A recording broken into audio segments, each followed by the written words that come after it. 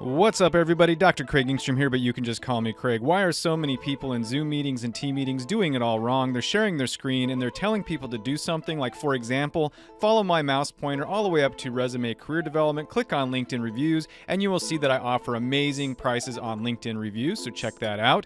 The problem is I'm having you follow this tiny ass pointer all across the screen. It's not very feasible and not very helpful. So what you need to do is, if you're on a Windows 10 device, is go down to search. You're going to type in pointer. It's going to give you a bunch of options. You want to look at this one, for example, how fast the pointer moves. You can slow the pointer, but today what we're interested in is changing the mouse pointer size. You can click here and then go to settings, or you can just click on this immediately and it's going to take you right to that point. What I want to do is probably change the color, and when I click on that, you'll see it turned yellow, but I have a variety of options which you might want to consider if you have certain colors on the screen. And then more importantly, I can drop the size up or bring the size up, and let's just choose 4. I can close out or keep this open. Let's keep it open so it's easier for me to change back. And now I can say, hey, follow me, my pointer on the screen, go up to resume career development, choose resume review, and you will see that I also offer really amazing resume reviews for a very affordable price, and you can even pay in crypto if that's your thing.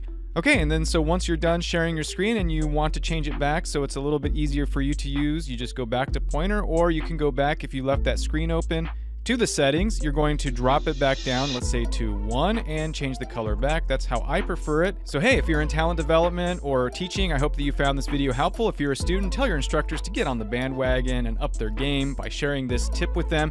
Also, maybe consider liking this video just to help out the algorithm. But even if you don't, I'm glad that you came. I hope that I will see you watching another video sometime soon. Until then, have a wonderful day.